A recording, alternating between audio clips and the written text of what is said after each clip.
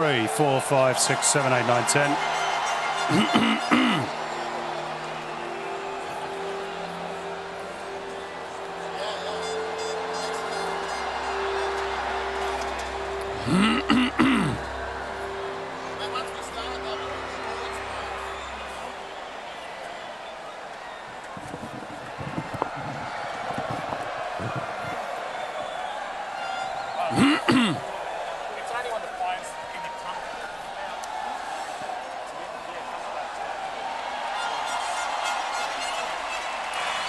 That world fight run there. What time are you guys on?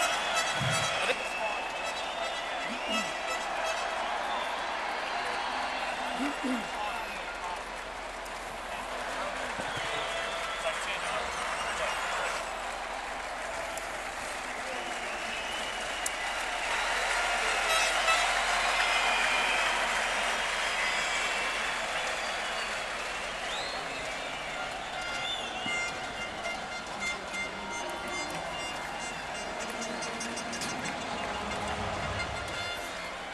Are we doing half-time stuff?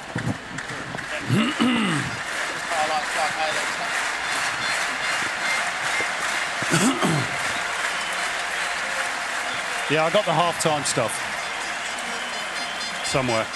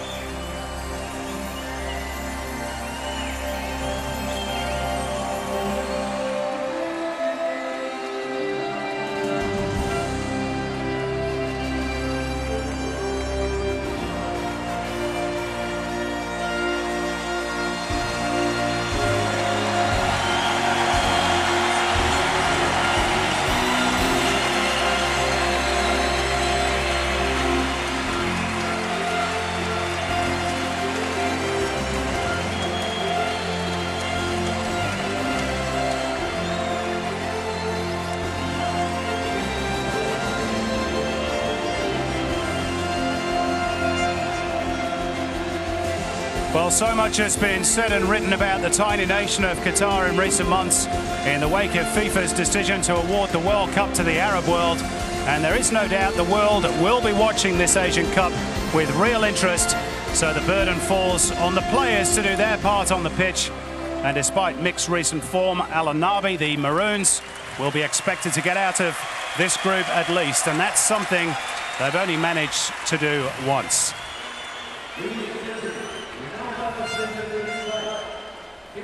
They will have the backing of a vocal crowd, though. A sellout at the Khalifa Stadium, which was the scene of their greatest triumph at the 2006 Asian Games, in the shadow of the giant Aspire Tower, a symbol of Qatar's ambitions on the world sporting stage, and surrounded by an impressive training complex too.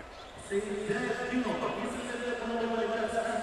team's about to be introduced to the dignitaries, including the Emir of Qatar. The Uzbekistan sides shaking hands first. They are, of course, supposedly the fall guys in tonight's script, but they are rugged and wily competitors on the regional stage. Having reached the quarterfinals on their last two Asian Cup outings, they will be competitive, not only tonight, but in the evenly matched Group A as a whole, which, of course, also includes Kuwait and China. There is Mohammed bin Hammam, the president of the Asian Football Confederation, and of course a Qatari by birth.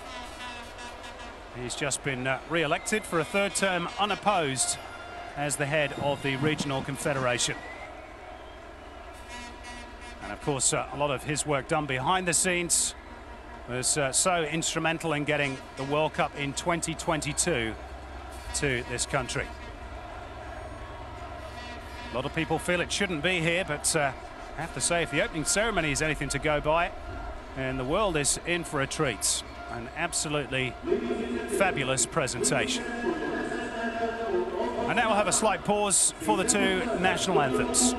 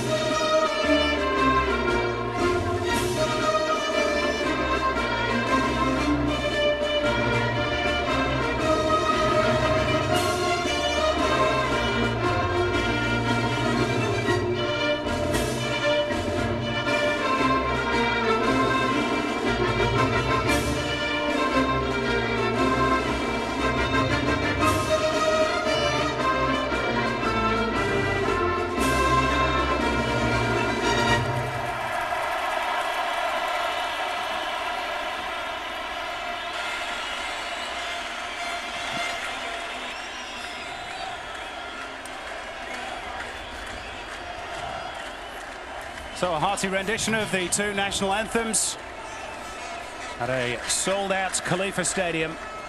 The 15th Asian Cup about to get underway here in Doha, the Qatari capital. And expectations high amongst the locals that Al Anabi will get out of the group phase at least. This is the starting 11 selected by coach Bruno Metsu. The injury concern over captain Yusuf Ahmed has proved too great. He's on the bench, but still plenty of attacking flair. Sebastian Soria, of course, the undoubted star. Hussein Yasser, though, has experience of playing in Europe and now with the African giants Zamalek in Egypt. And the naturalized Brazilian Fabio Cesar is the playmaker.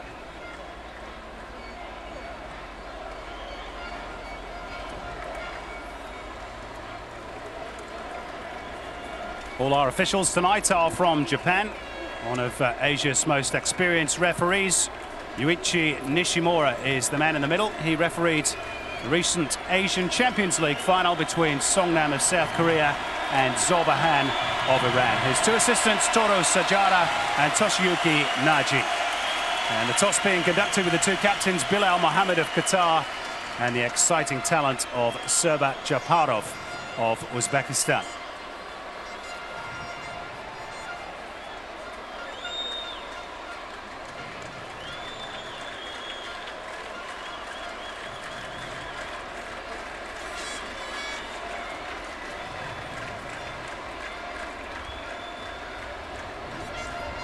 Now this is the Uzbek starting lineup. They've got injury concerns too, particularly in defence, where Yaroslav Krushelnitsky and Vitaly Denisov are both ruled out of the tournament through injury. So midfielder Odil Akhmedov will drop back to cover the central defensive berth, and veteran Viktor Karpenko also starts. Again, the quality is in attack.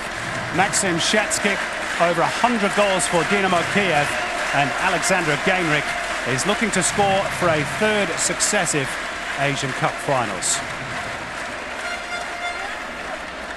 Bruno Metsu, an impressive track record at club and international level, took Senegal to the quarterfinals of the World Cup in 2002. They were African Cup of Nations runners-up in the same year, and he's also won the Asian Champions League in the United Arab Emirates with Al Ain. And there is Vadim Abramov. He has a tough act to follow in the former Asian Coach of the Year, Rauf Iniliev. And Uzbekistan have won just 1 out of 8 internationals in 2010. But they are always strong on the regional stage. This, though, a big test really for both sides. All the pressure on Qatar, being the host nation, opening up the tournament. And Uzbekistan, as ever, expected to go deep into the competition. Only Japan have won as a host nation since 1980. That was back in 1992. And Qatar haven't won an Asian Cup game in 23 years. So that's the size of the task facing them this evening.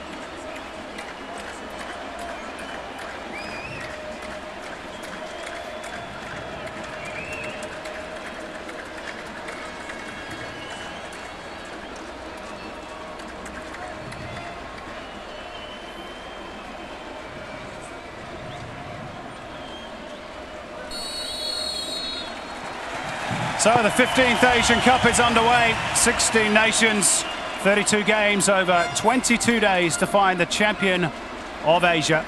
And all the pressure on Qatar tonight. I'm Simon Hill, and with me is Andy Harper. Great to be here, Harps, and we've had a fantastic opening ceremony as well. What a pleasure, Simon. And you're quite right. We've been privileged over the years to be at opening ceremonies for football tournaments, the last of which, of course, was the World Cup in South Africa. And that certainly caught the eye. But I tell you what, the opening ceremony here in Doha didn't lose anything by comparison. It was a stunning piece of work. Pyrotechnics, light show, plenty of colour, noise and movement. It was an outstanding start off the field, and now let's hope the football delivers. I'm expecting an exciting tournament. The conditions climactically are special for football. Yep, it's a very mild evening, and the pitch looks in perfect condition, as you would expect at the outset of a new tournament. Real buzz of anticipation around Doha today. Huge queues of traffic to get inside the Khalifa Stadium, and a sensational light and fireworks show to really whet the appetite ahead of this Asian Cup competition. And here is the Qatari captain, Bilal Mohammed, taking over the armband from the injured Yusuf Ahmed, who is on the bench but has got a wrist problem. And Bruno Metsu obviously feeling he is not worth the gamble. And if you were a betting man, Andy, who would your money be on tonight? Well, it's a really tough one to call. First came into contact with the Uzbek national team 4 years ago in the Asian Cup, and they really caught the eye. Didn't really deliver in the last World Cup qualifying campaign, through which they showed some sort of vulnerability, particularly against Qatar, losing 3-0 here in Doha. That was quite a capitulation. But I think they've probably got too much football pedigree across the field. And the thing that goes against them, of course, is the home ground advantage and the massive expectation that does go with Qatar now. It's only a month ago that they were awarded the 2022 hosting rights by FIFA, and there is a huge buzz around Doha on that basis.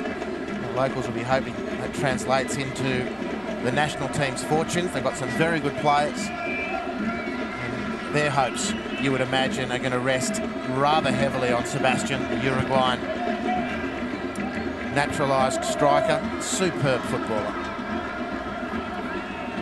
Talking of FIFA, the president, Sepp Blatter, is here.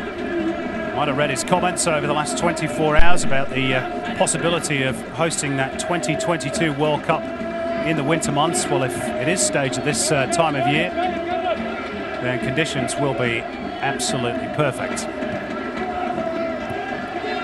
It's been a slow start pretty much on the park. It's both teams just filling each other out. Bound to be a few nerves on opening night, particularly for the hosts, for whom Ibrahim Majed is in possession here. Touched by Sebastian Soria. Now a bit of a chance perhaps for Fabio Cesar if he can keep the ball in play, which he does, and earns Al Anabi a throw-in. Well, it was an attack that never quite got going for Qatar. It was a situation where the field opened up. They've got a very aggressive formation here to start the game. No surprise in that, I guess. Virtually playing with three up front. Hussein Yasser, Sebastian, and Jarala. The ball just didn't get forward quick enough, and they did have space to exploit. They've got more space here now. An error in midfield by Server Japarov, and Sebastian Soria is on the ball, and that's a very timely challenge indeed by Hyderov. Sloppy work in the centre of the field by Uzbekistan. Really, you can't afford to give Sebastian Soria that sort of room, because he will punish you. Uruguayan born, 57 caps now for his country and 22 goals, and he's also in fine form in the domestic championship as well, with 7 strikes for his club side Qatar Sports Club. So if he's in the mood, Uzbekistan may pay. That's a good ball by Ibrahim Al-Ghanim. Qatar looking to motor again. Chance on the far post for Fabio Cesar, but he's put it wide. Well, there's another incisive counter-attack. Nice ball from the left, but with his right foot from Hussein Yasser. And that was a header from a left-footed playmaker. To be frank, I don't know many left-footers who have real craft in sending the ball around the field who are that deadly with the head, but Fabio on the back stick really needed to do better. It's a brilliant chance so early in the game. Well, he scored 9 times for his country in 28 appearances. But as you say, Andy, much more of a creator of goals than a taker of goals. Now, foul by the muscular Qatari midfielder Lawrence, who is naturalised Ghanaian.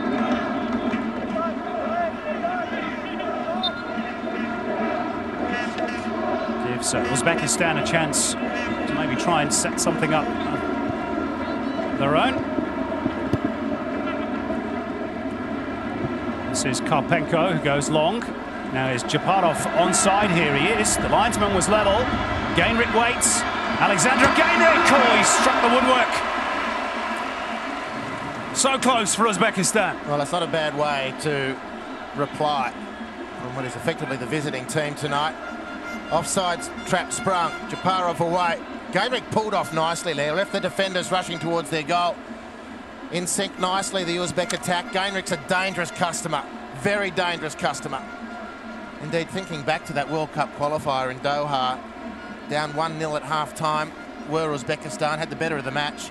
Started the second half. Gainrich, one-on-one with the keeper, was brought down by the keeper. Instead of the keeper being sent off, it was Gainrich sent off for some reason. Instead of it being a penalty, he goes again. They're onside again, Uzbekistan. Qatar pushed out. Gainrich slides it in. Hassanov. And the goalkeeper narrows the angle. Qasim Burhan concedes the corner, but Qatar very nearly conceded again there.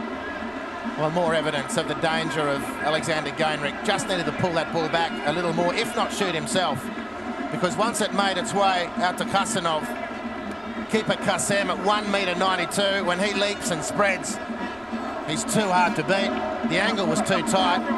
They've dodged another bullet, have Qatar. Two warning shots across the bows for Al-Anabi. Now they have to defend the corner, which Gainrich will take. Palm clear, but not convincingly by Qasim Burhan. And on the volley from Maxim Shatskik, way off the mark. Well, there's no doubt, Andy, that both these teams' strengths are in attack. Defensively, there are some question marks. Goalkeeping has been a recurring problem for Qatar. Senegalese-born Qasim. At 1.92 m, as you just said, and when those arms are extended, he's quite an obstacle to beat.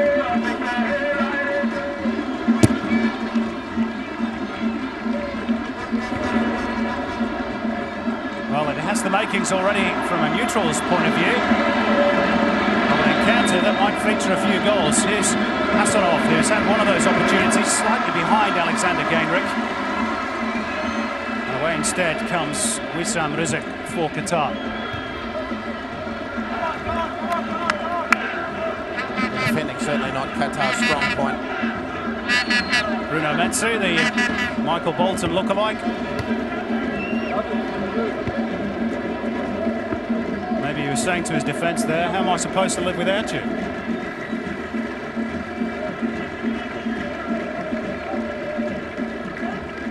Well, the announcement of Bruno Metsu as coach on the PA as they read out the teams wasn't received overly warmly by the locals.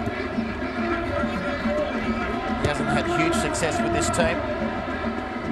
Since taking over, their qualifying campaign for South Africa 2010 was unimpressive. Their recent friendly results haven't been too flash either. Lost at home to North Korea, drew with Iran.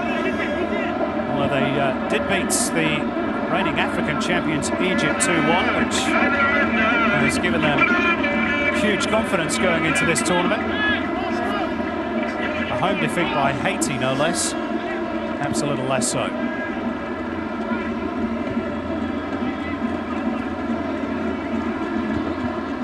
Majed trying to poke the ball through. That's a better ball from Lawrence.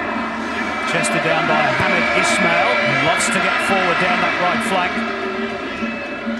And it comes from Majed, but Uzbekistan break it up in midfield through Jeparov, and now it's Alexander Gainrich, and again the free man on the left-hand side is Kasanov. And it was Wissam Rizk who just did enough at the expense of another corner. Well, he did, but they're opening up the field worryingly at Qatar on that occasion. Ibrahim Majid left his post to try and win the ball in midfield, and if you leave your post when the game's in transition, you have to win the ball. Well, he couldn't deliver. Gainrich was away, and he switched the ball beautifully to Kasanov. His exquisite first touch with his left foot. There was some risk retiring as he needed to, conceding the corner. Which Alexander Gainrich will take. Servo Japarov has come short. The current Uzbekistan Player of the Year waved away. And Qatar have defended that one well.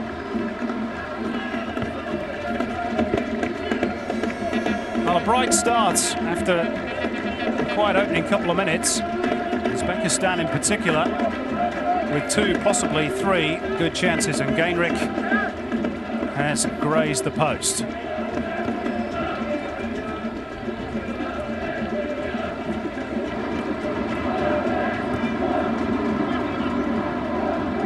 Sebastian Soria quickly closed down. Maybe the White Wolves, as they're nicknamed, Andy, have heeded the lesson that they got in those opening few moments of the game. Don't give Sebastian Soria room to manoeuvre. Here he is again. He's managed to touch it through for a teammate, Fabio Cesar. Now Hussein Yasser. Karpenko made the block. Shatskik feeding his captain Japarov. Now Timur Kapadze. Gainrich. Hasanov again is the free man on the left. And they've gone missing in action at the back again. The Qataris corner deflection again off the woodwork into the side netting. Another corner for Uzbekistan, but another roving run down the left-hand side by Hasanov, who is not being picked up at all by the Qataris. Well, he's been the outstanding player so far. The reason why he's got so much space and freedom is because Qatar's turnovers and possession completely off balance. because of that. And Uzbekistan are looking for direct and early passes straight to the left flank. Hasanov is looking very, very good. Gainrick's corner. Oh, that was dipping in, you know. Behind by Qasim Burhan. Just about as it was to drop into the net. Well, they've shown their quality already, Uzbekistan. They're not here to be the fall guys.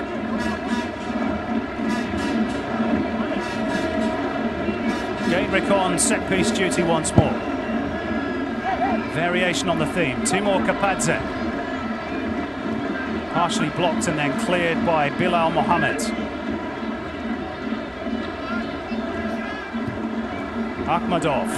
Then free again here, and Gainrick took it off the toe of Hasanov. But they've really got to get a grip on Hasanov on the left-hand side. And he's got far too much room to move. The positioning of the Qatari defence is all over the place.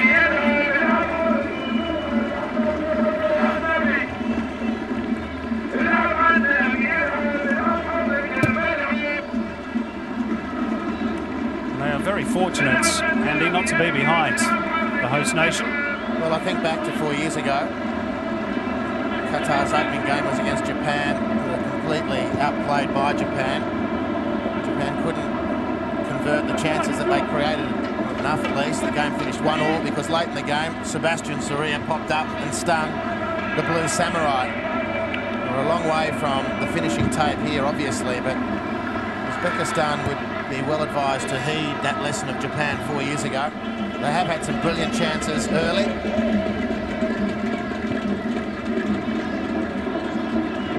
Kapadze. Again, they look for the outlet of Hasanov. No wonder he feels right at home playing here.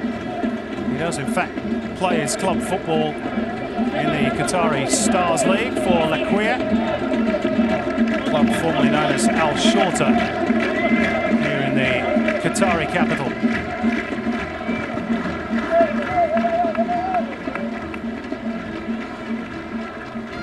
Well, it's all a little quiet around the Khalifa International Stadium, as opposed to the was approaching euphoria as kickoff drew near.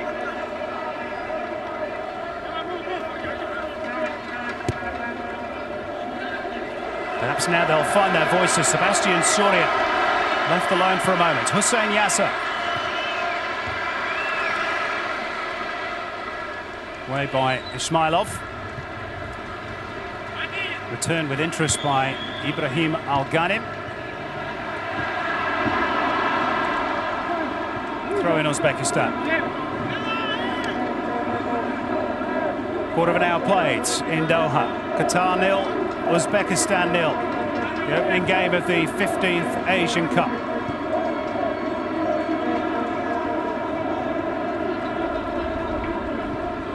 "23 years since Qatar hosted this tournament. They lost on the opening night then as well against Iran by 2-0. They will hope to avoid a similar fate here this evening. This is Server Japarov. Gainrick looking to further menace the Al-Arabi defence, but he commits a foul on Hamid Ismail. But again, the speed with which Uzbekistan are looking to get the ball in behind Qatar's defence, it's causing the Maroons a whole heap of trouble. Gainrick in the middle of most things. Hasanov down the left, and interesting to see Maxim Shatskik, who scored a bag full of goals for the national team and made his name. He is the pin-up boy of Uzbek football. But as a striker, and he's playing virtually as a winger. He was the man who delivered that last cross for Alexander Gainrick.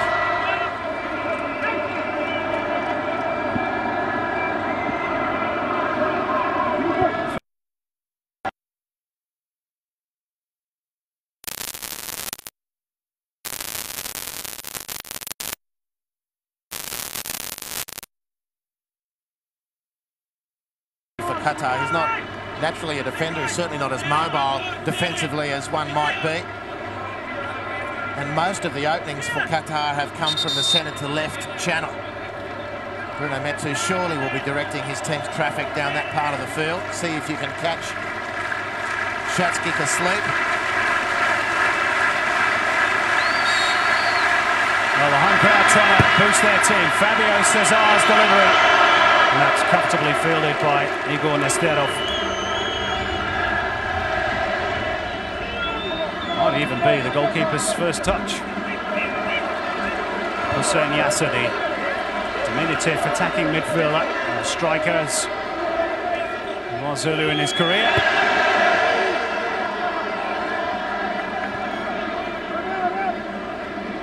Uzbekistan have certainly settled down the quicker of the two teams. Shatskick. Timur Kapadze. Server Japarov. Kapadze's ball in. Here's Hasanov. The goalkeeper's missed it. Surely they must score here. And another chance goes becking for Uzbekistan. Well, they've got them on toast at the moment. They just tee up the defence. They're all over the place. You can see the back four. They're not in sync. They're not moving as a unit. The goalkeeper made a hash of that. Qasem and Hasanov couldn't finish off. Fortunate in the end for both teams. For Uzbekistan to get a corner out of that when they should have scored. And fortunate for Qatar that Bilal, the captain, didn't turn that into his own goal. Dangerous times for Qatar.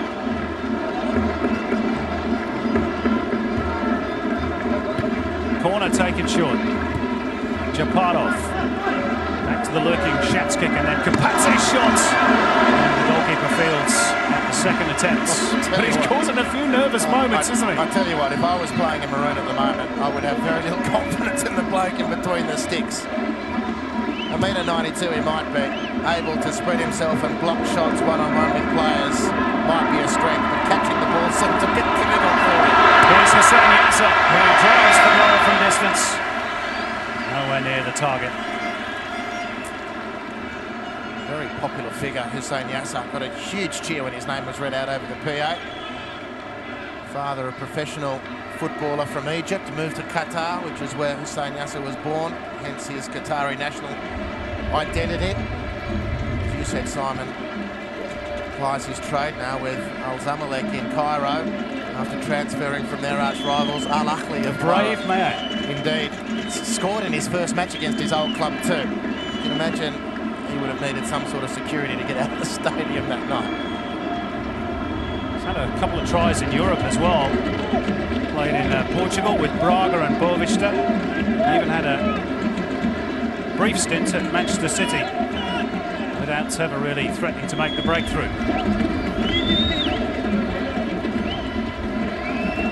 Neatly done by Hamid Ismail. Ismailov wins the header against Sebastian Soria. This is Lawrence, who's just been granted his Qatari passports, born in Ghana. Also stars for Saint-Etienne and Sochaux in France at club level. So a good acquisition for Bruno Metsu's team. Well, they'll certainly be hoping, the Qataris, that Lawrence becomes their version of Michael Essien, of course, another Ghanaian who forged his rather sensational professional career with Lyon in France. He's got that sort of build about him, hasn't he? But I'm just not sure whether he's quite as dynamic as an Essien. They'll prove me wrong here, of course. That should be the goalkeepers. Well, I'm looking for some sort of relative indication as well, Simon, because he's got a very big reputation locally, playing right in the heart of his team's midfield.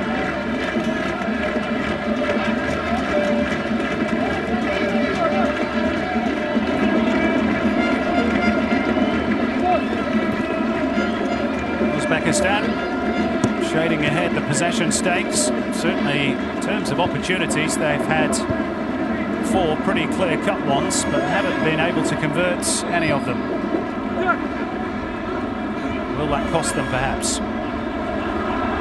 Shatskick is coming back from an offside position and wasn't aware that the flag hadn't been raised. That's why he was sort of loping towards the ball. He was expecting to hear a whistle. Instead, it's Lawrence trying to thread it through for Jarala Almadi. They are flashes from Qatar, nothing more.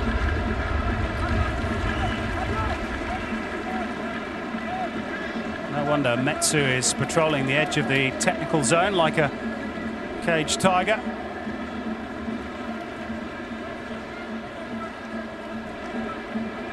In fairness, Andy, it's been a huge build-up for these Qatari players. They can be perhaps forgiven for being a little nervous on opening night. Yeah, well, you know, there's a lot that comes with the privilege of hosting a World Cup, which is 10 or 11 years off. What are we now, 2011? 11 years off. Difficult to keep up, isn't it? It is. Totally lose myself when we go from one year to the next. But, you know, that comes with the privilege of winning those hosting rights. Now the world, as the signage says around Doha, this is the epicenter of world sport now. They're almost boastful about it, and why not? You know, congratulations to them. But there is a price and a premium that comes with that. Expectation is a big part of it.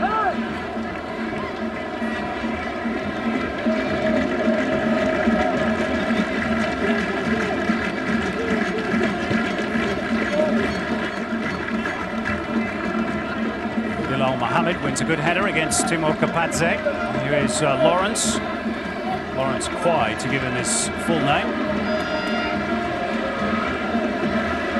Well, he's also been given an Arabic name, Anas Mubarak. Here's that man again. Kasanov, free as a bird down the left, exchanging passes with Gainrich. Now Japarov, former Asian Footballer of the Year. He is a player worth paying the admission for alone. Server Japarov, Shat's kick, getting involved. Gainrich this time is flagged. Well, they continue to work that line nicely though, Uzbekistan. Figures it's only a matter of time. It's clearly offside. An easy decision for the assistant referee. But they're passing the ball nicely. Their finishing hasn't been what it needs to have been. 25 minutes into the opening game, Bruno Metsu comes up for the time being, but he'll know, the Frenchman, that his team could easily be behind on the scoreboard.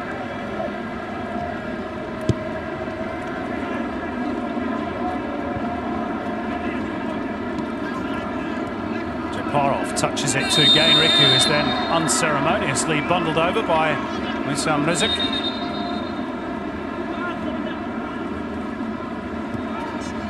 Early free kick. Shat's kick's got in behind. Again, they've dragged it wide of the mark. The ease with which they're getting behind the Qatari defence at times, Andy. Well, there's three problems in their defence. Firstly, the back four is only a back four nominally. They're not working together at all. In particular, Hamid, the number 2, is pushing too far up on the right-hand side, which is giving Kasanov enormous space to attack. The second problem is that the back four in the midfield, 2 defensive midfielders, Lawrence and Wissam Rizik, are all over the place as well. So not only is there no coordination along the back line, but there's no coordination between the back four and the central 2 midfielders. And Uzbekistan are picking them to pieces. So it's a collective problem and also an individual problem out here on the right with Hamid, who's been beaten again. Here we go. Hasanov in behind. And it's put behind by Wissam Rizik. And Qatar all at sea once more. He's making that part of the field his own, isn't he? Well, he glides around the field. He's built close to the ground. Low centre of gravity, fantastic balance and a sweet left foot. A real danger man. Like the variations on the set pieces too from the Uzbekistanis. Server Japarov. Too high for the defender Ismailov, who'd joined in. Shat's kick. Quite on the same wavelength as Kapadze.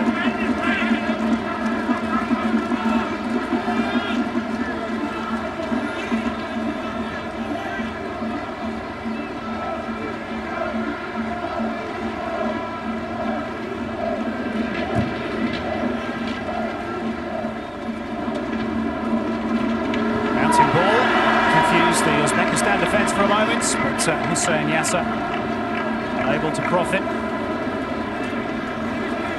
Talking about the central 2 midfielders for Qatar, the one problem that Uzbekistan have had so far is in the same part of the field. Timur Kapadze and Hyderov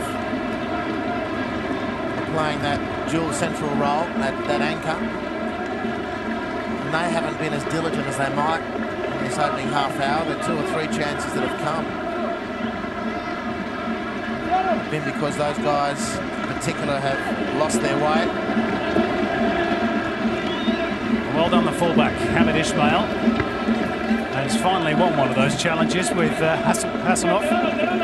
But it's been a half where Hamid has had to turn and chase. That's the way he's played this first half, and that's not the way it should be. If he can't pick that up himself, the coach has to earn his money and give him a quick lesson on how to defend as a right fullback. And he needs, more often than not, to be facing the game, not turning and chasing his opposite number. He'd be sick of the sight of number 19. It's almost seared into his consciousness.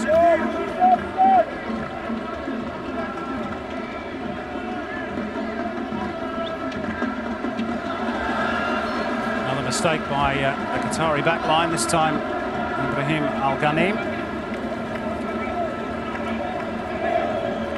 Plays for the local club Al Gharafa.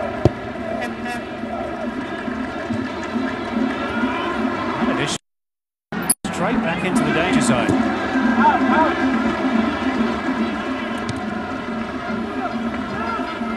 He's given the ball away again, albeit briefly. Hassanov.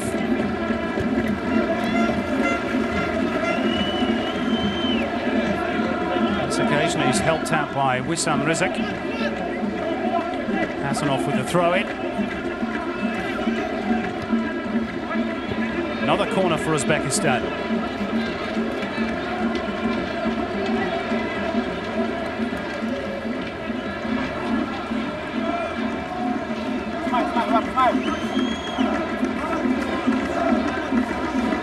Interesting statistics. Uzbekistan have covered more ground. We'll get Andy's expert thoughts on that in a minute. Here's Gunrick, and again they hit the side netting. No cause for alarm on that occasion for Qasim Burhan. Well, these are interesting corners. They are repeatedly going for the near post. And what's interesting about it, the plan then is for, in this case, Timur Kapadze to head the ball back to the penalty area. But when you cast your eye at the Uzbek lineup from an attacking situation, there's only one player there to receive the flick on.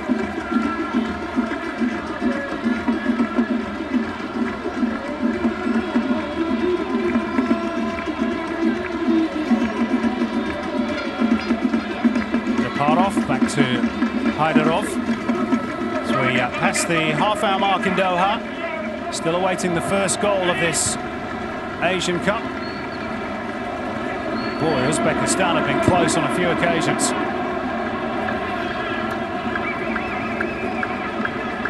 Contrast, just one real chance for Qatar. That came early on via the head of Fabio Cesar.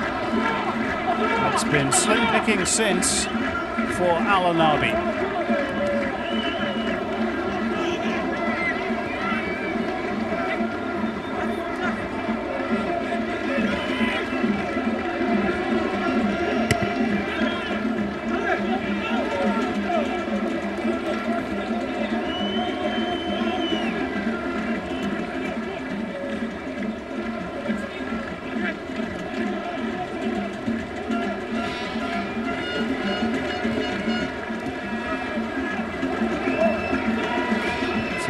Wissam Rizek sliding it out for Ibrahim Majid. No real quality on the delivery. Sepp Blatter watching with the African Confederation President Issa Hayatou.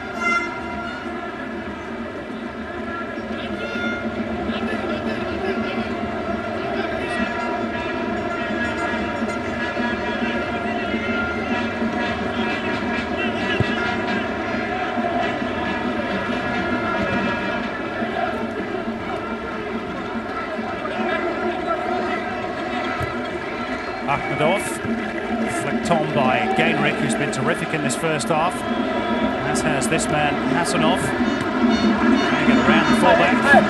He stuck well to his duty there. Hamid Ismail. Yeah, he's won one round. And he had to, because he was in that situation again where the spacing behind him was free. Hasanov lurched into it after Gainrich had won the initial possession. Not from that replay. Mohammed did well to recover his ground.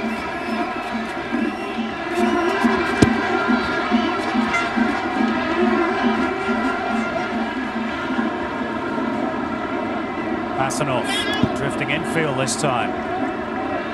Huge bomb launched into the Uzbekistan penalty area, and Nesterov says, I'll have that. There's a bit of a height differential between he and Hussein Yasser as well, in fairness. And it's no more than hopeful stuff, really, from Qatar. Whereas Uzbekistan's play, a lot more structured. Fairness, a lot better to watch, at least so far. Well, no doubt about that.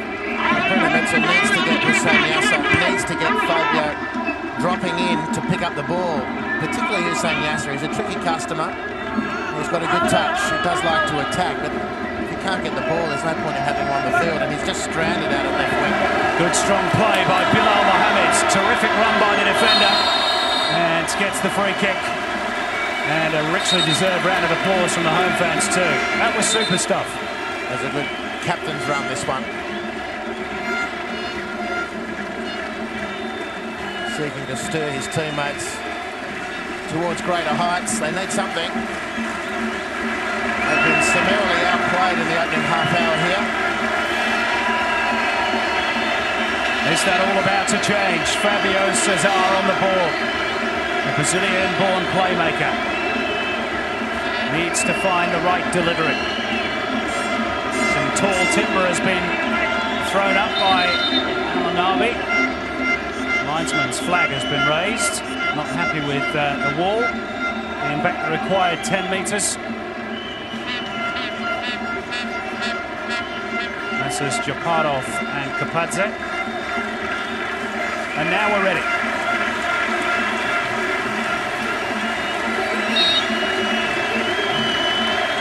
Fabio Cesar with the delivery. And it was Sebastian Soria, I think, who got what he hoped would be a flick on at the near post. It was too off balance to find a teammate.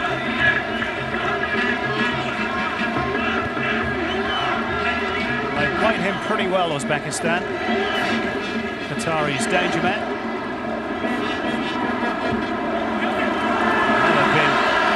Burgle of the ball in midfield. Lawrence will slide it out for Jarala Almari. Fighting the run of Hussein Yasser. The near post was Ismailov to deny Sebastian Soria at the expense of another corner. Well, the danger men linked for Qatar, not before time. Fabio Cesar, who won the ball initially on the left-hand side. Played into Lawrence, who switched it to the right. Jarala finds Hussein Yasser, and all of a sudden Qatar look like a football team. It doesn't take much for a team to ignite itself. Fabio Cesar on set-piece duty again. Good ball in, Shat's kick is there. Throw in for Qatar. Small building blocks for the home team. After a first half in which they've been on the back foot for the main part. Fabio Cesar starting to get involved a bit more. Majet's cross. Away it goes by Jurev. Just the attempted little sandwich, to use the golfing terminology, by Fabio Cesar. If it was golf, he'd be into the bunker behind.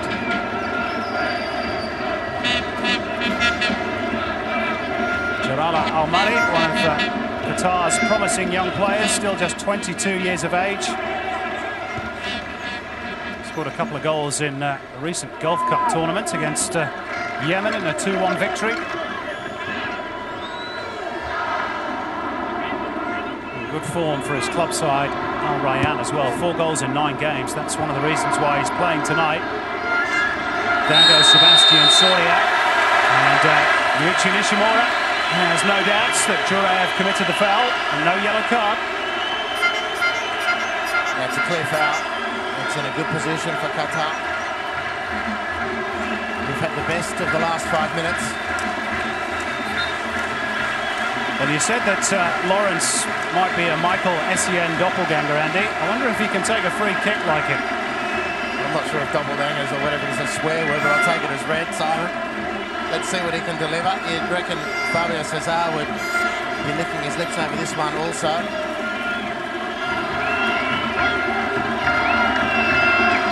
Half-time approaching.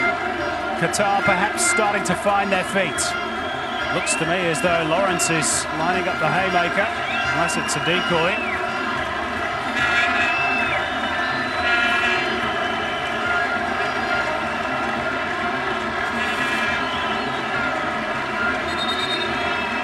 Here's the first goal at this Asian Cup. Going to go the way of the Arabic nation.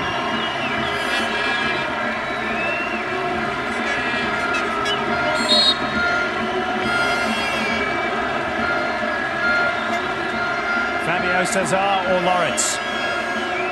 Who's it to be? It's Fabio Cesar! And he grazes the post the third time. The ball has come off the woodwork in this game so far, and the first time for the home side. Well, it was almost perfect. Nesterov beaten. It was only the post which was saved. Uzbekistan. I don't reckon the keeper had that one covered. It was a beautifully taken, beautifully hit ball from Fabio Cesar. Captain Bilal Mohammed is getting some attention on the sideline. A blood wound to be seen too, seemingly.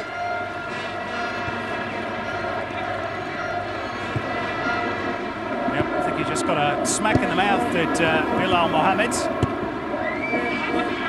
I think in the first half an hour, Bruno Matsu probably fancied giving all of his defenders a smack in the mouth after their display. But they've held on. Well, I can only invoke history once again. Completely outplayed with Qatar 4 years ago in their first game against Japan. Ended up salvaging a draw. It's been a very similar opening to this tournament for the hosts. Uzbekistan could very conceivably be 2 or 3 goals to the good.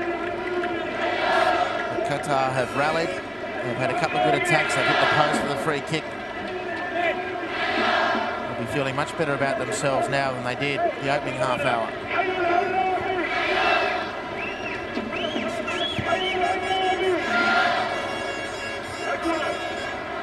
Better from Sebastian Soria. Hussein Yasser cut off at the pass by Victor Karpenko. Nicely experienced defender. Gainrich. He's been a little quieter of late. Qatar have forced their way back into the contest. We can't believe how this isn't a free kick. I'm with you. It's quite clearly taken out.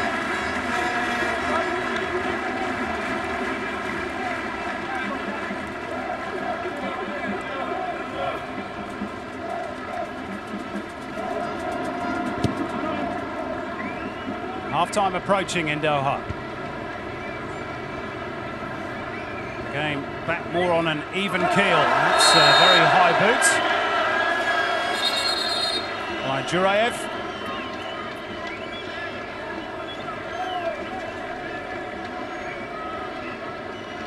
A good refereeing. It's very quick to put the fire blanket on any potential trouble. It's a clear free kick, nothing sinister, just a high boot. And a couple of players reacting. And the defending needed to be sure there from Victor Karpenko. And in fairness to the goalkeeper, I think he gave him a good strong shout to clear his lines. These two are pretty familiar with each other. Played each other in the final round of World Cup qualifying for South Africa 2010. Qatar won 3-0 at home. Uzbekistan 4-0 back in Tashkent. And they were their only wins in those World Cup qualifying fixtures. Also recently met at the Asian Games, which Uzbekistan won by the only goal. Here's another look at Fabio Cesar's free kick. Well, we know Brazilians can take a free kick. Vadim Abramov would have been disgusted to have seen his side fall behind after spurning so many of the earlier opportunities. Jurayev. Down the line for Hasanov. Bilal Mohammed has stepped across to give Hamid Ismail a bit of a helping hand. And goodness knows he needed it in the first 30 minutes, and he's sporting a pretty unflattering piece of tape hanging down from the chin.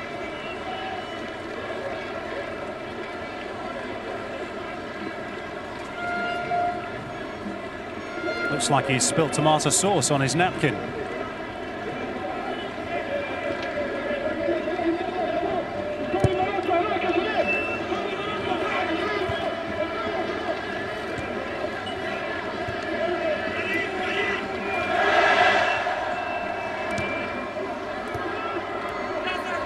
Hasanov, felled by Hamid Ismail. Quick free kick taken, and a little bit too hurried really from Uzbekistan's point of view, but they'll get a second go. Infringement on Hasanov. But it's a much more even contest now than it was in the opening half an hour between those two, Hasanov and Hamid Ismail. Well, I think what Qatar have improved is their pressure on Uzbek players. When the Uzbekis have got anything like possession, there's a much more concerted effort to pressurise the ball. I don't think they've organised themselves structurally the way they need to yet. Qatar, they're still vulnerable down this right-hand side. But they've got players working off the ball and pressurising, which has really turned the game. They were chasing shadows for half an hour. Uzbekistan too much time to receive possession, set up play, make passes, players to time runs and get in behind their opponents. If Metsu's team has achieved anything after half hour, it's to put pressure on the ball to make sure the Uzbek players can't get their head up and look where they want to deliver the pass.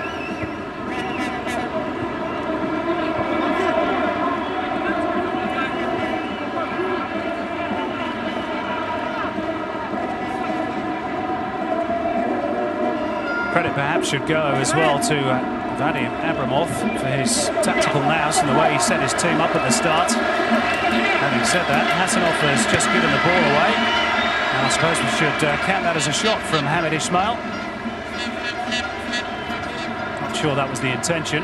Here's the field opening up again after that attack. Qatar taking a long time to get... Kapadze clipped on the ankle. That one hurts for the Uzbekistan midfielder. The tackle, there was a foul. That ankle's rolled nastily on Timur Kapadze as well. And that was a challenge. He has too. That needed to be made from Fabio Cesar. Uzbekistan were away. Kapadze will hobble for some time, you'd imagine. That ankle rolled nastily. But he is the man with the name that means iron, Timur Kapadze.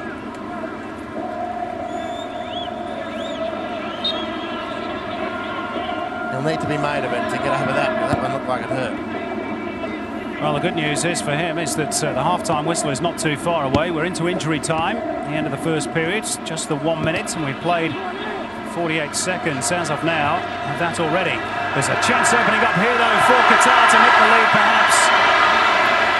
But between them, Jurayev and Nesterov sorted out for Uzbekistan, and the chance is gone. Well, unfortunately, he looked to leave that ball run across him. He needed to maintain the angle of his run and take the ball in his stride, get it on goal. A bit of inexperience there from Jarala.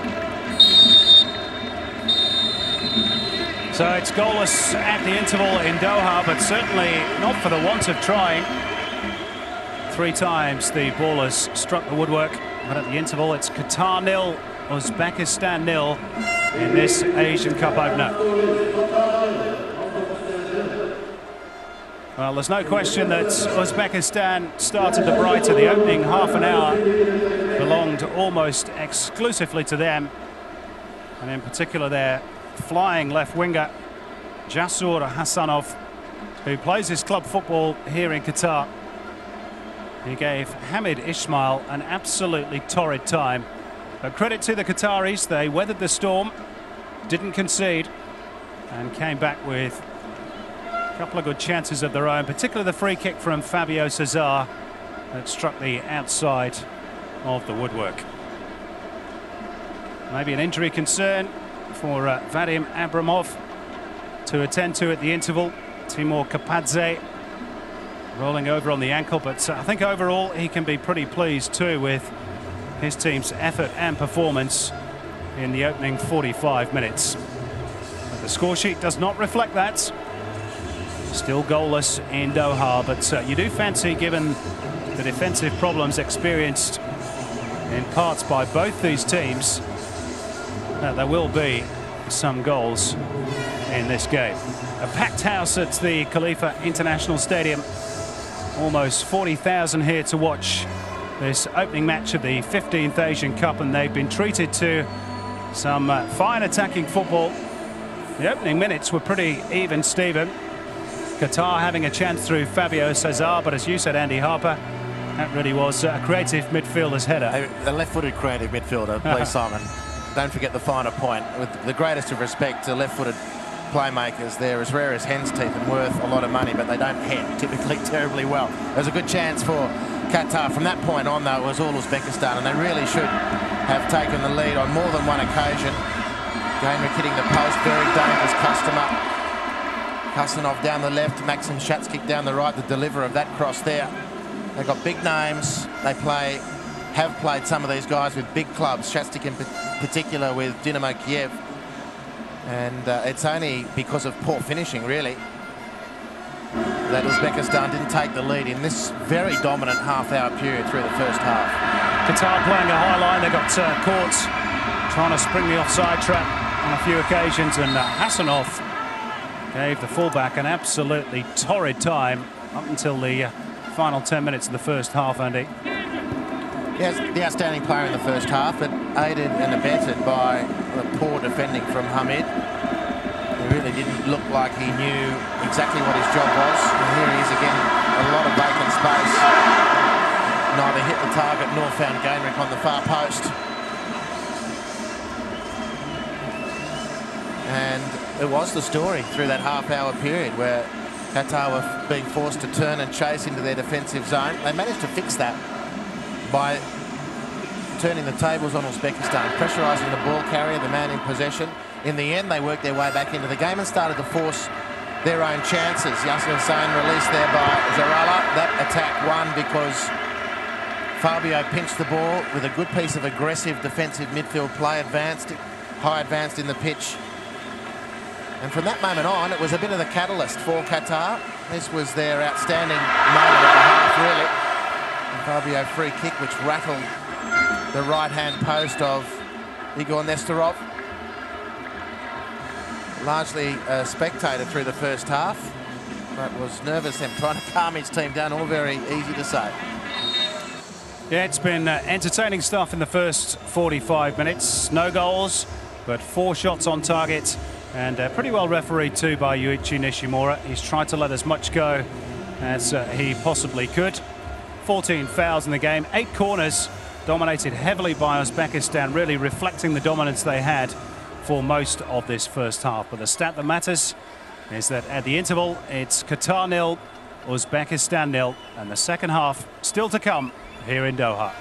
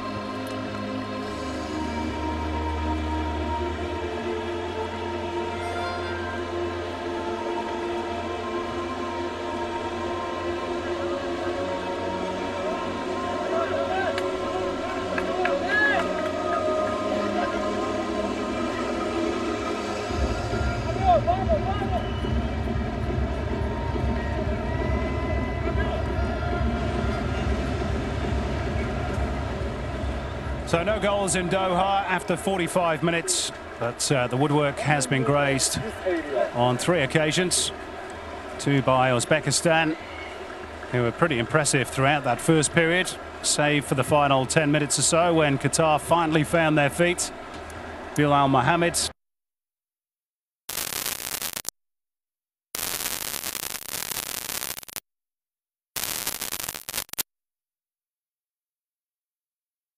Kapadze towards the conclusion of that first half.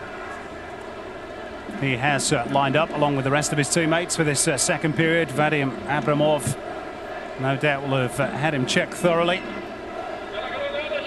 And Uzbekistan quarter-finalists in the last 2 Asian Cups really showed their class for the most part.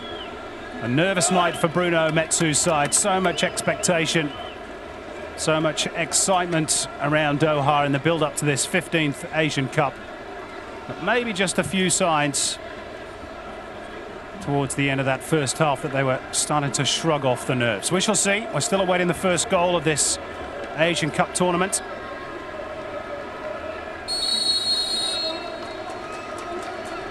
And it is Uzbekistan who get us back underway at the start of the second half.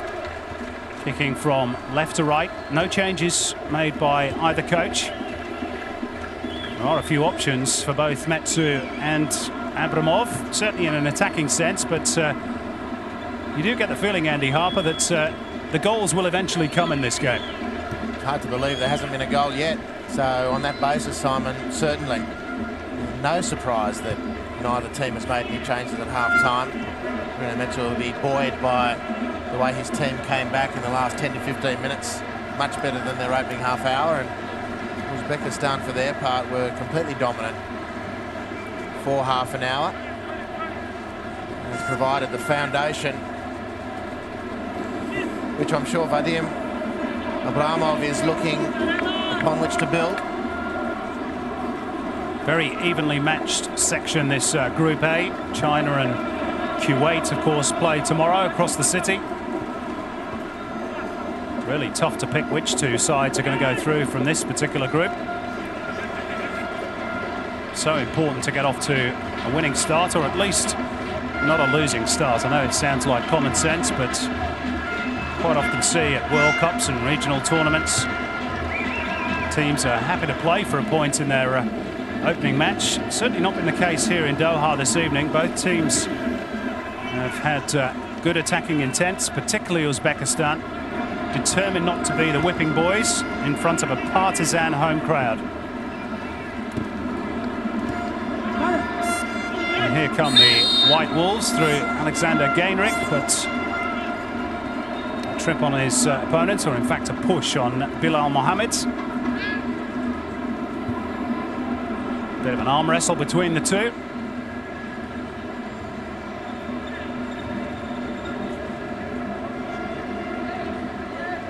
Comes off Hussein Yasser. Uzbekistan throw in. Bruno Metsu barely sits down throughout a game. Some coaches prefer that. Abramov, his opposite number, is rather more sedate, although he has wandered out to the edge of his technical zone now.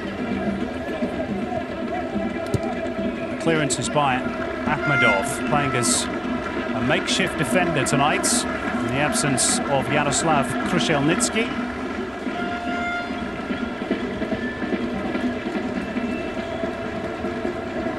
This is Akhmedov, infield for Japarov.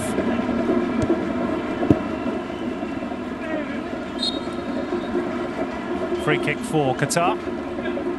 That was a feature, certainly the opening half an hour, Andy. The crispness of Uzbekistan's passing, certainly in the final third. Yeah, well, they were given a lot of space and time to make those passes, and they did look good. They were certainly up for it. They didn't capitalise as they needed to. Qatar came back into it well. It's been a stop-start opening to the second stanza. Qatar evidently very, very committed to making sure Uzbekistan don't get into any sort of rhythm, as they did in that first half. Be a lesson well learned from the hosts.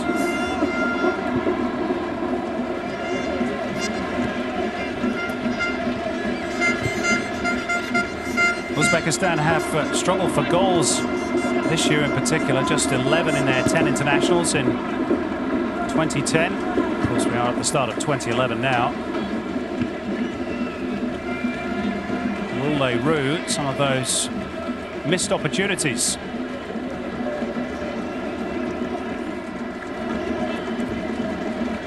Karpenko forced to check. Across the cover was Ibrahim Majid. Forward by Fabio Cesar. Fighting the willing run of Sebastian Soria. Always a handful, and he battles for the ball. No foul. The goalkeeper struggling. Here's a chance. Hussein Yasser. Oh, he delayed too long, and it's hooked to safety by Jurayev for Uzbekistan. But all created by the physical presence of Sebastian Soria. Uzbekistan want the ball kicked out because they've got a defender down injured. Qatar not interested, and you can understand why. The ball's still not out of play, and everybody stopped, and eventually Hamid Ismail plays the sporting role. But it was Sebastian Soria, just his sheer determination and physical strength that put the goalkeeper in all sorts of trouble. Oh, good power. Good power from the Uruguayan, and the ball just wouldn't sit for Hussein Yasser. There's a good chance. Excellently worked. Really, that's, as you said, perseverance. But they came with another chance, did Qatar, as this play then opened up down the right-hand side. Hamed slinging in a really nice cross. My first reaction was a handball by Uzbekistan in defence. But that just wouldn't sit for Hussein Yasser. Jurayev with acrobatic clearance. We should say as well, Andy, well done to the referee. So many times you see those duels between a striker and a goalkeeper, and 8-9 times out of 10, you'll hear a whistle blown for a foul. Yeah, I could only echo those sentiments. The referee's had a good job, a good game so far. Yuichi Nishimura. Now, it doesn't look as though Jurayev is going to be able to continue. He went down clutching his right ankle. Pass completion rates and successful passes have been impressive. Whether that's the end of the stanza for him, we shall see. Sebastian Soria is also receiving some treatment on this near touchline. He's in rather better shape to continue. We just underlined his danger then as well, because he scores good goals. He's got a good technique, but he's also got that very important ingredient of determination and hunger. Because of the way Qatar so often play or are forced to play in football matches, he can be pretty non-existent for large periods of a game, but when the moments come, he switches on. He does it really well. Uzbekistan cannot afford to switch off here. They're down to 10 for the moment. Now readying a change. Stanislav Andreev is stripped and ready. Teasing cross for Qatar. That time well fielded by Nesterov. Chaparov left his teammate a bit short. Shatskik getting involved. This is Hyderov. Karpenko. Cut out by Ibrahim Al-Ghanem. Akhmedov to Gainrich. Shatskik. First time ball. Good football by Uzbekistan. Akhmedov. Gainrich goes for goal, and that was travelling, but off target. And here's the change for the White Wolves.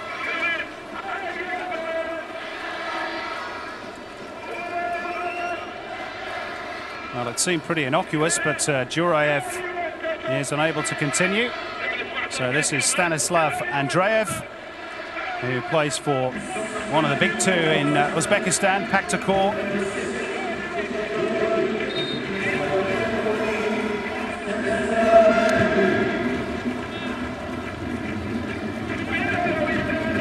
He will slot into the vacancy created by Jurev at left fullback. Meantime, Jalala Almari in possession and looking to test the substitute for the first time. Good pace. Akhmedov came across. He has got a fair bit of speed. It's a weapon that Qatar would be well advised to try and utilise a bit more.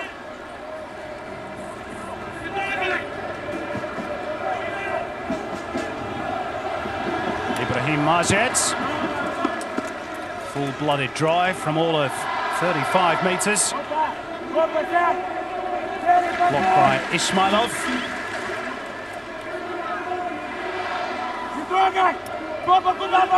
Now Sebastian Soria. Beautiful ball on the turn.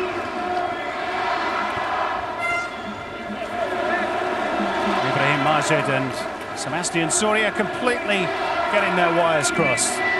As Shahab Jurev makes his way on the mobile trolley down the tunnel area. Uzbekistan's next game on the 12th of January against Kuwait. So more defensive problems for Vadim Abramov, already without Vitaly Denisov on that left-hand side. Has now lost his replacement, Shahab Jurev.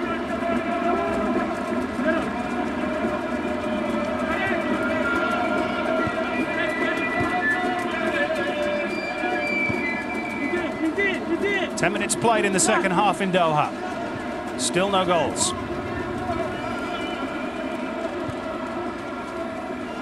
Shatskik with the diagonal run. Took it cleanly enough on the volley, but wide.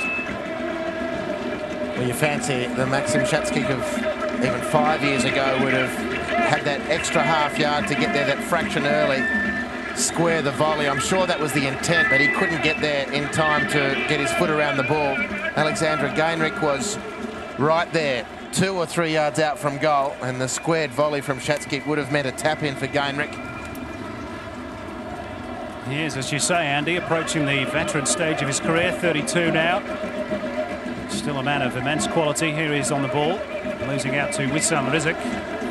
Rather risky back pass.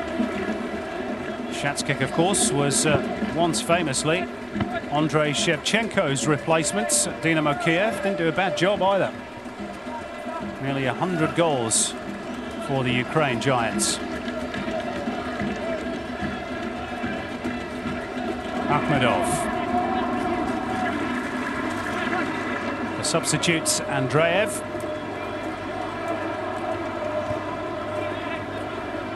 Kapadze. And now Hyderov. Angle too great for Shatskik. Well won back though by Hyderov. He'll continue forward. Gainrich just strayed the wrong side of the line for Uzbekistan. Very well defended from Bilal Mohammed, Qatar skipper. Now a chance perhaps for Qatar in the shape of Hussein Yasser. Just didn't have the physical strength to outwit Akhmedov, and instead here come Uzbekistan through the dangerous Hasanov. Goes for goal and forces a fine tip over from Qasim Burhan. Well, he chanced his arm, and why not? He's got a very sweet left peg. Well, this was an effort very well worth making from Qasimov. It's an excellent save too, because it was dipping and swerving, plenty of pace. Qasim looked the part as he stretched and tipped the ball over the crossbar. Corner kick already taken. Gainrich. Two defenders now to deal with. Ball pops out for Server Japarov. Square for Hyderov. Akhmedov will go for goal. Oh, what a strike! What a way to score the opening goal of the Asian Cup. Odil Akhmedov for Uzbekistan. A screamer.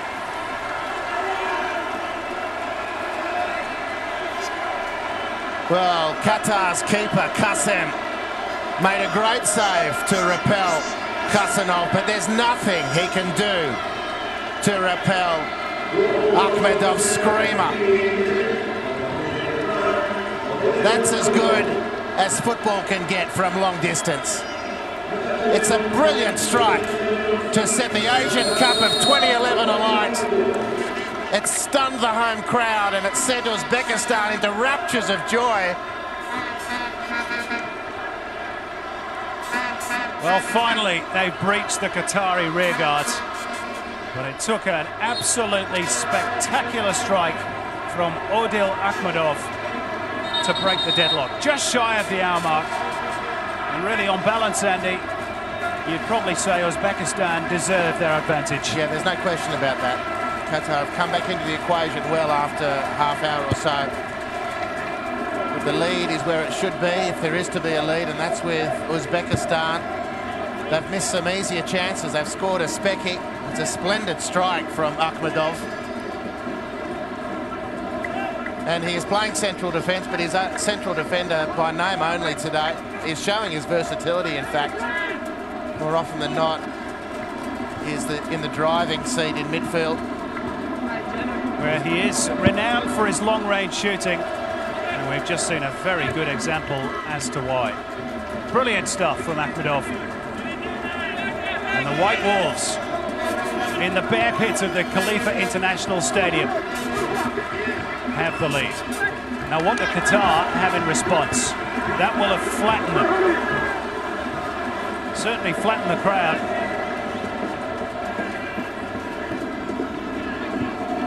Well, it was all they could do up until now, really, to keep the Wolves from the door.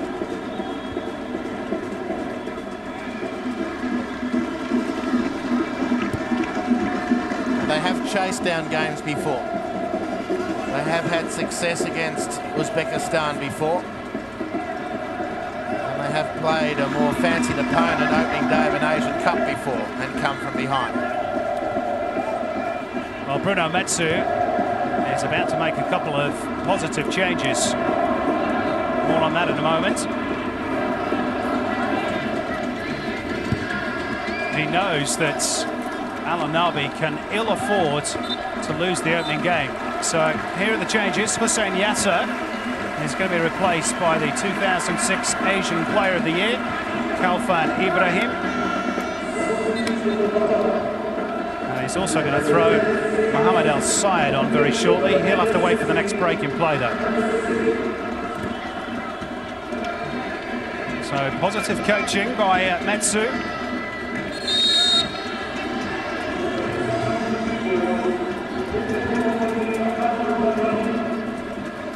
Here's the second change. Jarala Al-Mari is going to be the man withdrawn.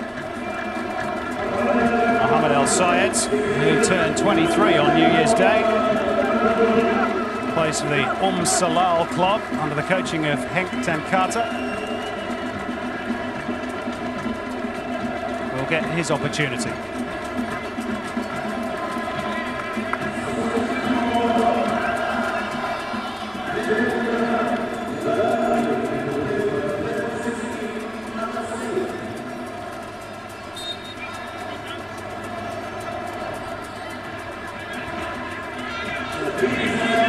Now the changes are made.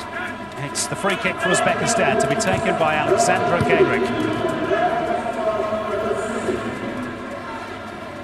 Dug out by Wissam Rizik, but he was bundled off the ball by Gainrich. Hamid Ismail has to be careful. He's turned into trouble. Oh, lovely ball from Gainrich. Uzbekistan started to threaten again.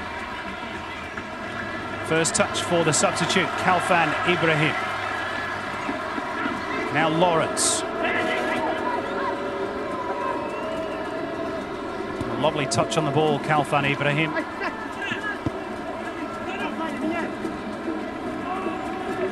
It's a blatant foul by Wissam Rizik, and Yuichi Nishimura has issued the first yellow card of this Asian Cup.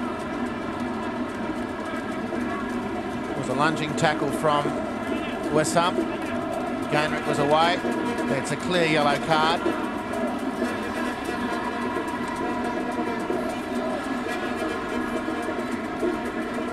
He's had a good game though, hasn't he, Gainrich? He's a good player.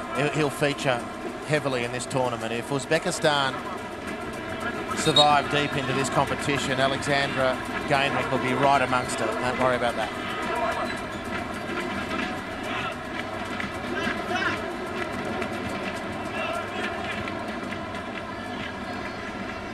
You could almost hear a pin drop inside the Khalifa International Stadium.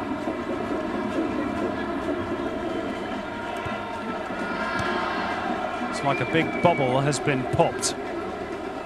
They need to find some rhythm though, and quickly. Here's Shatskik looking to put it beyond all doubts. Ibrahim Majid straight at Viktor Karpenko. Lawrence. For the substitute Mohamed El Sayed, who miscontrols. Confirmation of the scoreline with a shade over 25 minutes to go. They need to bring Sebastian Soria back into the game, Qatar. Well, it's interesting. You talk about the changes of Bruno Metsu as we get to enjoy that spectacular effort once again. The goalkeeper can do nothing. It was a valiant effort to save that. But the changes made by Bruno Metsu, they're changes of personnel, they're not changes of system. It's complete swap for swap, position-wise. And how he's going to feed Sebastian Soria remains the big question. And oftentimes, simply swapping player for player without necessarily tweaking where those players are asked to do their business, the team can come up short. Kasanov's been much more quiet in the second half, but still showing dangerous signs. Change time for Uzbekistan now. It is going to be Hasanov to be replaced by Sanjar Tursunov.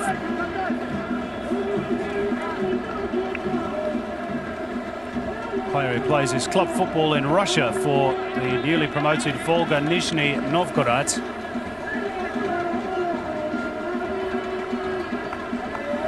And talking about substitutions, well, Maxim Shatskik has gone from left to right, so Uzbekistan are changing their structure with their substitutions rather than just the people. Here's Lawrence, chance to drive from long range. Well off the mark. Timur Kapate is claiming that he copped an elbow in the jaw. He did. That was the moment from Sebastian.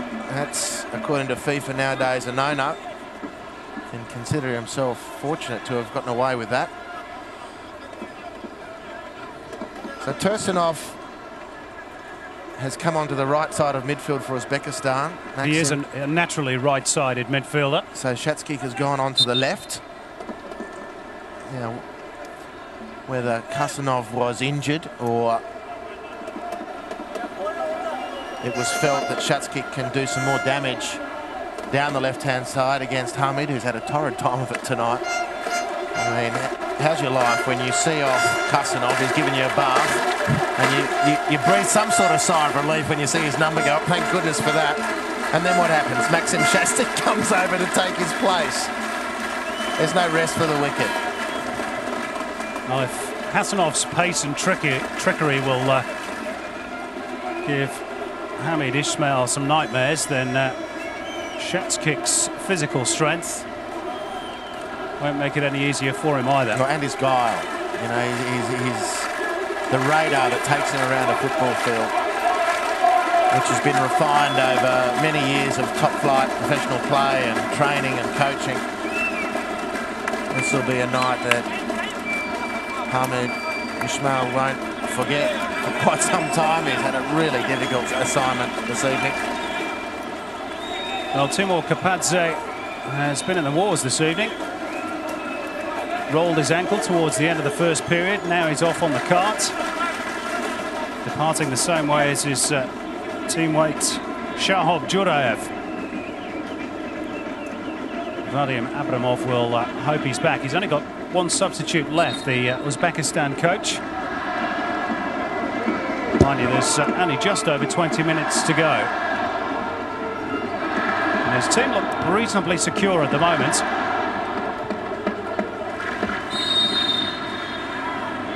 Gainrich gains another free kick. Possession stats underlining the White Wolves' superiority.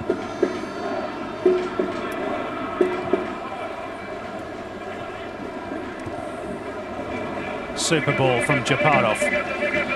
This is Tursunov, teasing cross. Gainrich was just waiting to pull the trigger. Bilal Mohammed deflecting it clear. Ibrahim Majid with the rather hopeful crossfield ball, but that's all it is really for Qatar.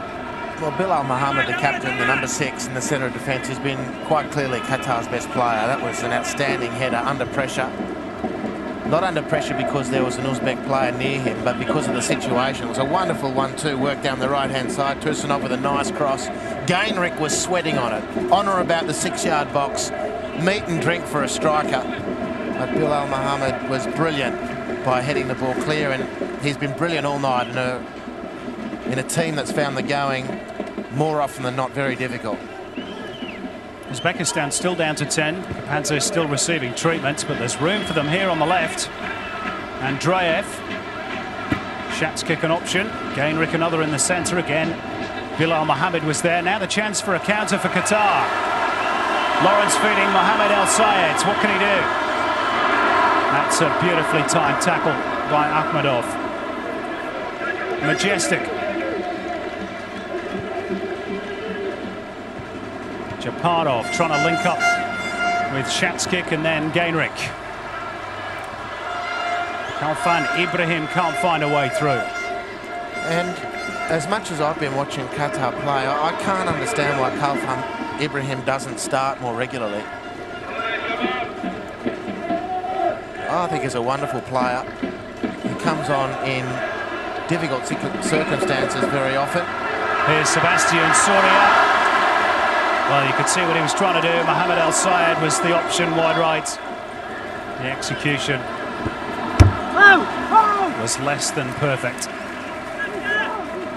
But he's trying his best, the Uruguayan-born Sebastian Soria, to inspire his team. Chasing every ball, making every tackle.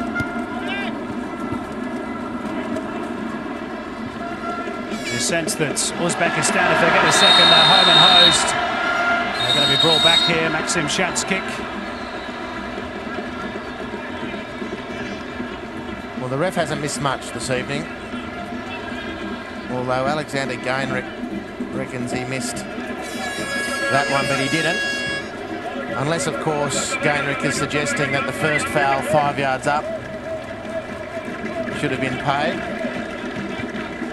And that it wasn't meant that Gainrich could then square the ledger. The referee said no. Golden chance for Uzbekistan. Timur Kapadze heavily bandaged.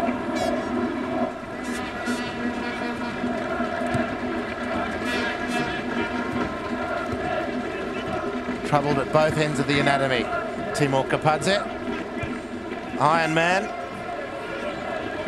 A rolled ankle and now a bung head.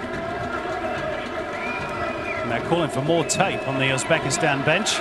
Meantime, Ibrahim Majid. Awkward one for Nesterov, who's been almost a spectator in the second half. That one moment of worry aside when he was under pressure from Sebastian Soria. Here's Kalfan Ibrahim. Too easily shrugged off the ball. That's perhaps his weakness. He's a little bit lightweight, particularly against the physical Uzbekistanis who are away here. A chance for Tursunov. Oh, and Kasim Burhan was really inviting him to shoot towards the other end of the goal. But Tursunov could not oblige. Well, I can't for the life of me work out why Tursunov doesn't go for that far space. He hasn't set that opportunity up well at all. His run onto the ball when he looked to strike it was too straight. He needed to open up and fire across the Qatar keeper.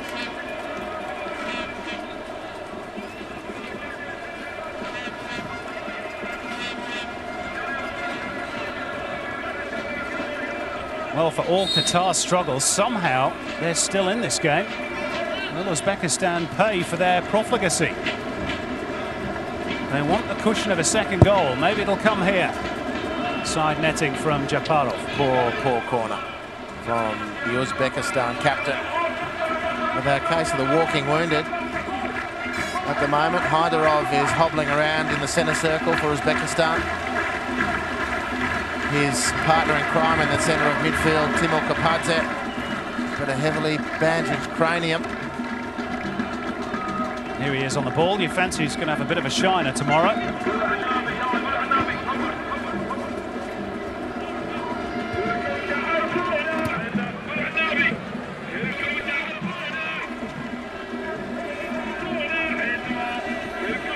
Japarov now playing his football in South Korea for FC Seoul.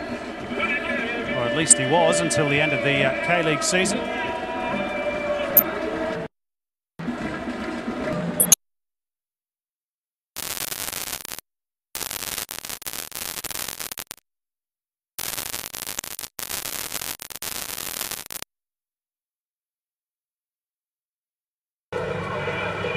If only they could convert more of their opportunities. Here's Japarov.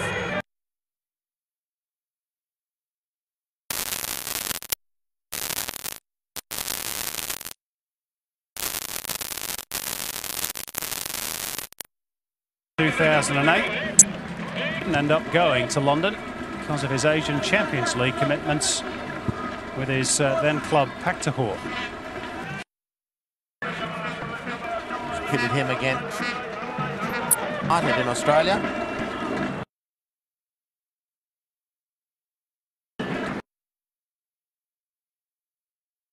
No.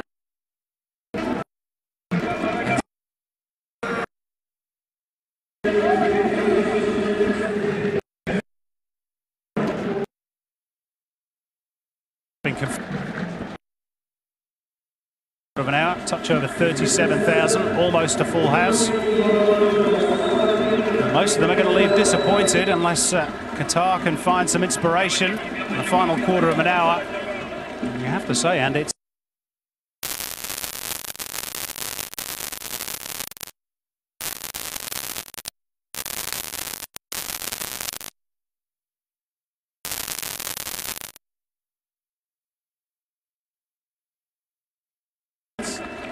to survive and then sting. But the substitutions, this has been a really interesting battle off the bench. Bruno Metsu, as far as I can see. Now they're giving the ball away here, and Japarov finishes the game off. A horrible mistake by the Qataris. And Japarov not only finishes in style, but he celebrates in style too. Game over.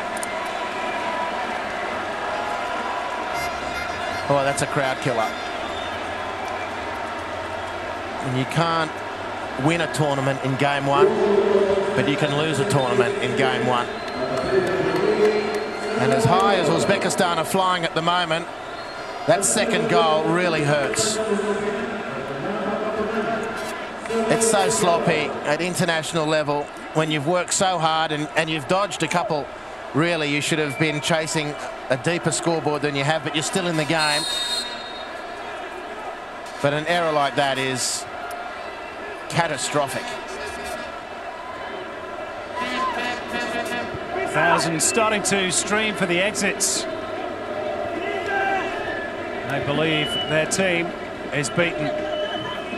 Not the start the hosts wanted. The eyes of Asia, perhaps even the eyes of the world itself on Qatar tonight, with their FIFA World Cup hosting confirmed only last month. For their team, it seems, still has a fair way to go, unless they can find a miracle. Here's Fabio Cesar trying to start the journey. Well, I think, Simon, I'll stand corrected. I think that's the first time you've called Fabio's name in the second half. We're 77 minutes in. If you have called it, it's been only once. And this before the capitulation at the back. This gets to the way Qatar have set up and what Bruno Metsu did to change the game. And apart from changing personnel, not much else changed. The flip side of that coin is the work that Vadim Abramov did off his bench. Tursunov has been excellent down the right-hand side. He's really consolidated the momentum Uzbekistan's way with that substitution.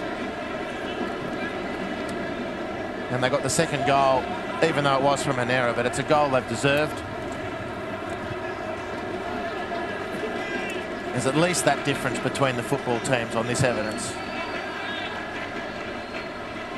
And the Qatari spectators continue to vote with their feet as we have a look again at The horrible error by the substitute Kalfan Ibrahim. What on earth was he thinking? Well, that might be why he doesn't start more football matches, but that's not his part of the field. What he's doing down at left fullback is the first line of inquiry.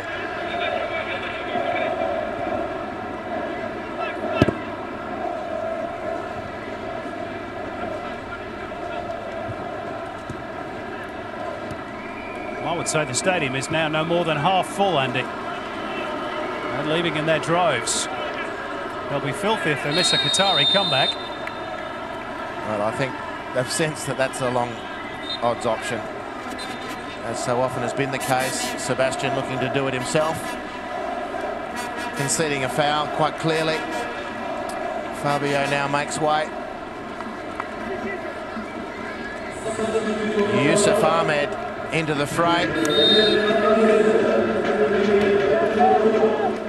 Well, Yusuf Ahmed was the erstwhile captain of the Qatari national team before he picked up a rather nasty wrist injury against Iran in the recent friendly, which meant that he sat on the bench tonight. He's a striker who's scored plenty of goals at international level. Indeed, he's his nation's record goal scorer, and that's what Qatar need, and quick. Can they get one here? Yusuf Ahmed with a chance to cover his name in glory. Now Lawrence maybe should have shot. Kalfan Ibrahim does. And Uzbekistan stand firm once more. Just the briefest of openings. And that would have made for a grandstand finish. Well, he showed tremendous athleticism. Mohamed El Sayed bursting down the left-hand side into the danger zone. Importantly, carrying the ball into the penalty area, making defenders have to think very carefully before they act. But they scrambled well. Look at the numbers there in white. Adjusting as a pack, moving towards the ball, squeezing the angle, forcing the error. Good recovery, defensive work from Uzbekistan. A good attack from Qatar. Here comes another one, perhaps.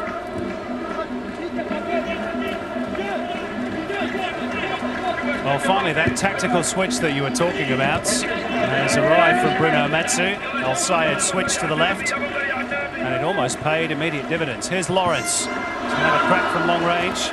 Not quite Michael Essien. Yeah, well, why not? He's been pretty quiet in the second half too, and that's been a function of Uzbekistan's dominance.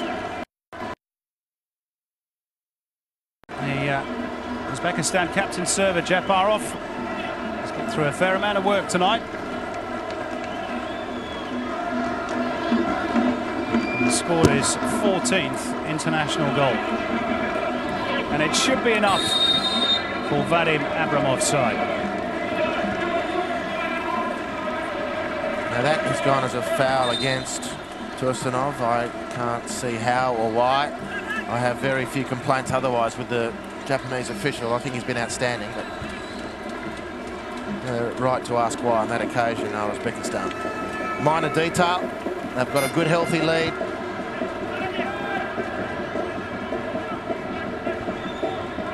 The only cloud really for Uzbekistan is the injuries they've suffered this evening, which may come back to haunt them. As for Qatar, looks as though they're going to have to build for their next group game against the Chinese.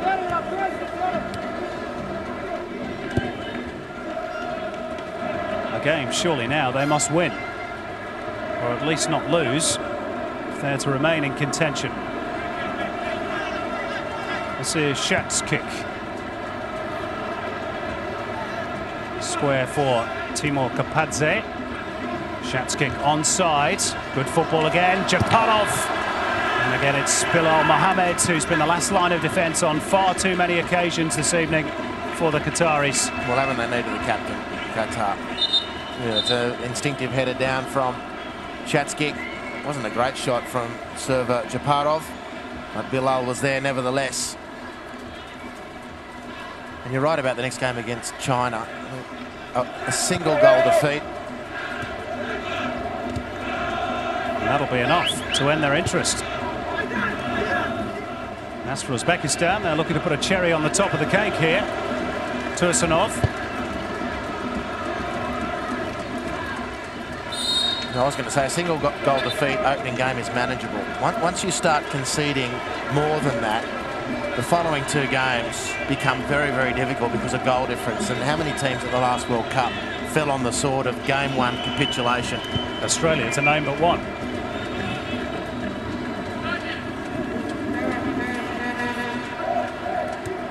The Aussies, of course, in action on Monday against India. Judging by the roar that went up at this stadium, Andy, when the name India was part of the opening ceremony, it may well feel like playing in India for the Socceroos. Well, it's a good time to play India. For that reason, I'm anticipating a full house now after experiencing exactly what you did, Simon. It was huge.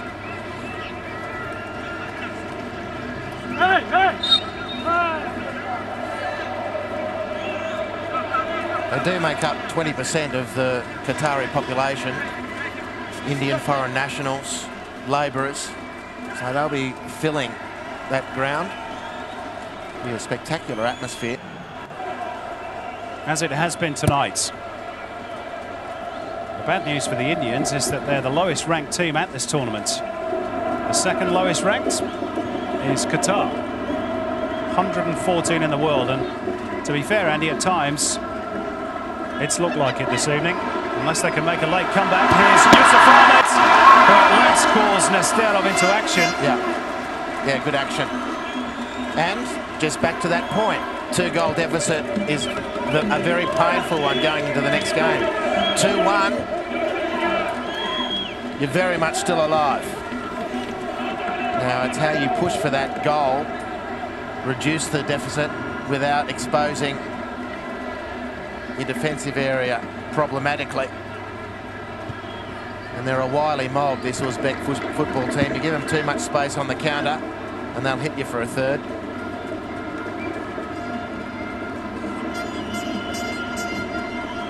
They're hunting in packs at the moment, the White Wolves. Chaparov has no option wide right, so they go left instead. It has been a thoroughly professional performance from Uzbekistan.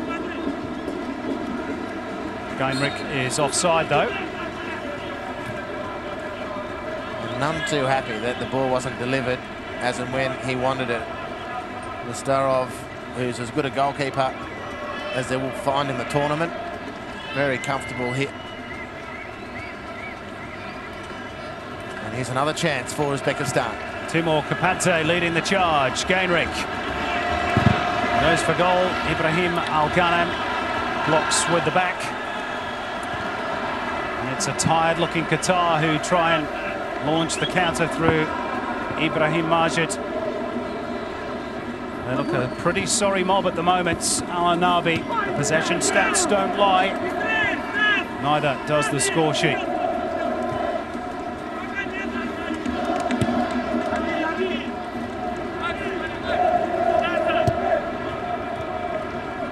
A night that began with such optimism and excitement, Andy, is on the brink of ending in bitter disappointment for the host nation. It's a big test for the host now, because if the supporters drop their bundle completely, it's not going to be a great look.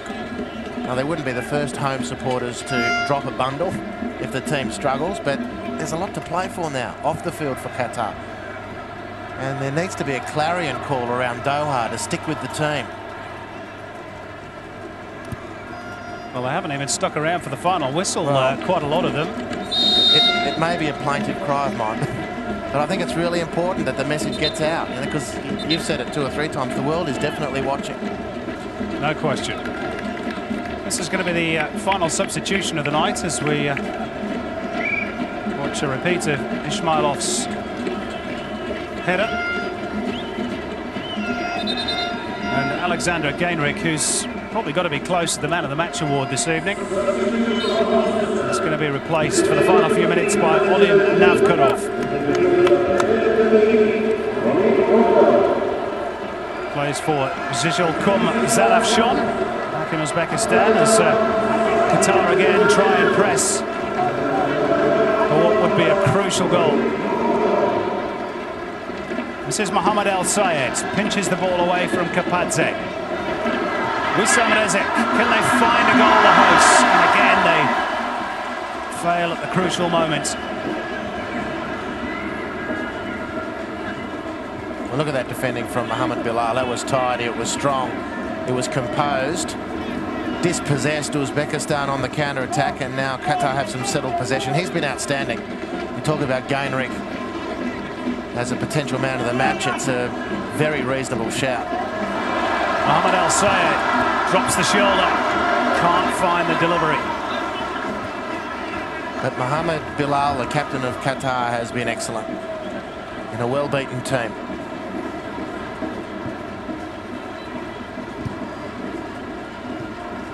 And just quietly, Mohamed El Sayed, the last 2 or 3 efforts down this left-hand side as he cuts in onto his right foot, has looked like an outlet with real potential for Qatar. Yep, agreed. So there are some building blocks that the hosts can take into Game 2 against China. They'll find that a different contest physically altogether. They're a big bunch of footballers, the Chinese national team. The Uzbekis are no shrinking violets, in fairness, in the physical stakes. No, they've got 2 or 3 sizable guys, you're right, Simon, but from 1 to 11 almost, China, they're a big physical team. But also a young team, a team in transition, so... Yeah, true enough. Maybe a glimmer of hope. That's what Qatar will be clinging on to tonight. It's been a bitterly disappointing evening.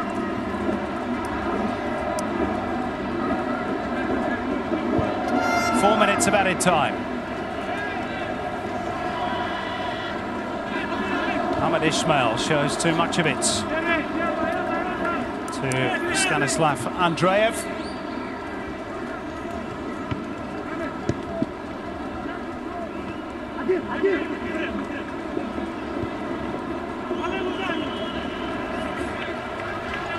Uzbekistan again allowed to advance with ease. Server Japarov.